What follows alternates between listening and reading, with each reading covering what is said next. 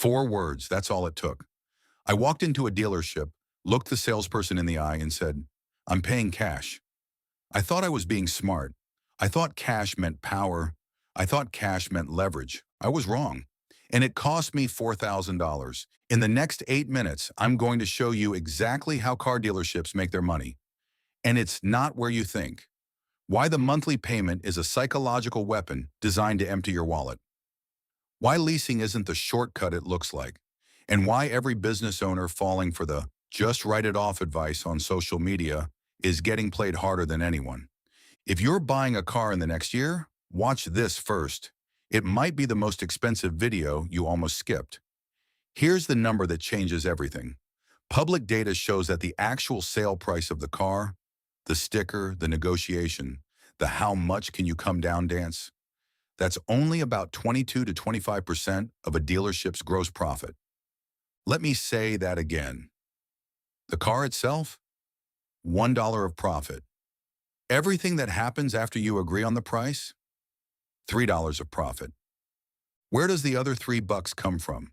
Financing markups, extended warranties, gap insurance, paint protection, tire and wheel packages, maintenance plans, accessories, service contracts.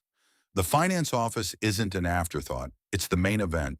The best salespeople in the building don't work the floor, they work the back room, because that's where the real money's made. So when you walk in and immediately announce you're paying cash, you didn't just remove a profit center, you removed the biggest profit center, and now the dealer has one move left. Squeeze you on the front end, the price of the car. The one thing you thought you were negotiating. Suddenly they're not budging. Suddenly, this is the best we can do. Suddenly, that $4,000 you could have saved, it vanishes. Not because cash is bad, because you showed your hand too early. The average new car payment in America right now is $767 a month. 1 in 6 buyers is paying over $1,000, and the average loan term, 69 months, nearly 6 years, for a car that loses 20% of its value the second you drive it off the lot. How did we get here? One number, the monthly payment. Dealerships don't sell cars, they sell payments. Because if they can get you focused on what you can afford per month, they can make almost anything look reasonable. Stretch the loan from 60 months to 72, add a warranty, bury a doc fee, jack the interest rate. Suddenly your $700 payment is $599. You think they worked with you? They didn't. They worked you. The only number that matters is the out-the-door price, total cost, taxes, title, registration, dealer fees, add-ons, products, everything. One number. Negotiate that first. Not the payment, not the trade-in, not the financing, not whether you're paying cash, price first, financing second, products third, because a $35,000 car with $5,000 in hidden add-ons isn't a $35,000 car. It's a $40,000 car dressed up in a monthly payment costume. So what do you do if you actually have cash? Simple. Don't lie, just control the sequence. Walk in and say, let's agree on the out-the-door price first. Then we'll talk about how I'm paying. Keep the dealer's profit possibilities open until the price is locked. Once you have a number on paper, then you can decide, pay cash or finance and pay it off immediately. Wait, finance even if you have cash? Sometimes yes. Manufacturers often offer rebates or lower prices tied to financing. The dealer gets their back-end profit, you get a better front-end price, and you pay the loan off in month 2. But check the contract. Is there a prepayment penalty? Does the interest rate recast if you pay early? Are there required products bundled in that wipe out the savings? Measure it. Don't assume. Cash isn't the problem. Using cash as your opening move is the problem. Information is leverage. Silence is leverage. The dealer should never know your payment method until the price is carved in stone. Leasing feels cheaper because the monthly payment is lower. It's not cheaper. It's just packaged differently. Here's the simple math. Take the price of the car.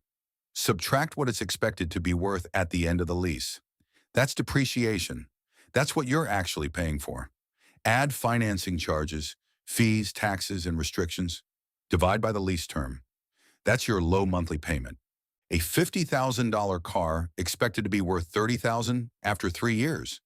You're paying $20,000 in depreciation plus interest and fees, roughly $720 a month. Compare that to buying and financing over 5 years at $1,100 a month. The lease looks like a deal, but you're still eating the most expensive years of the car's life. And at the end, you own nothing.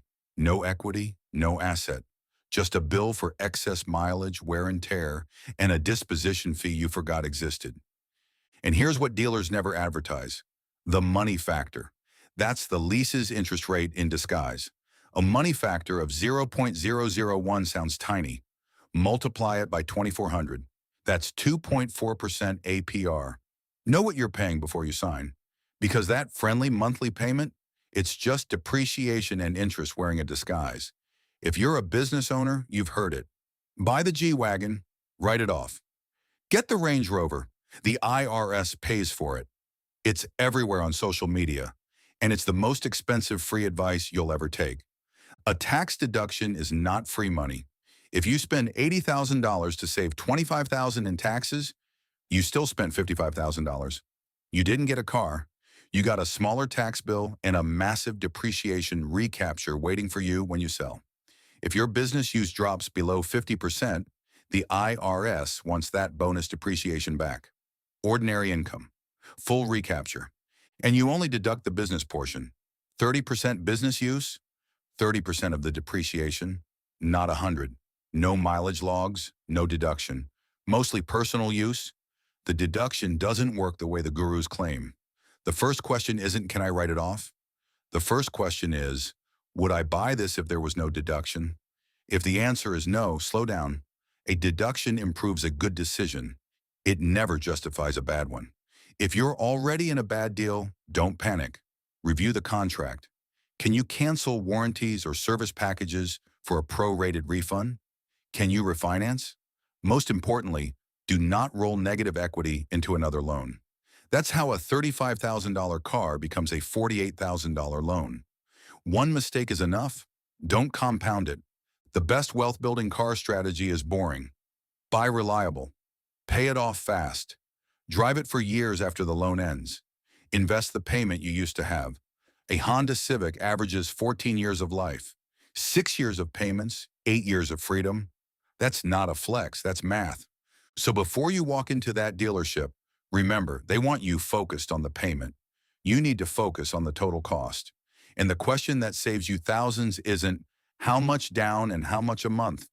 It's one question, 4 words. How much is this really costing me?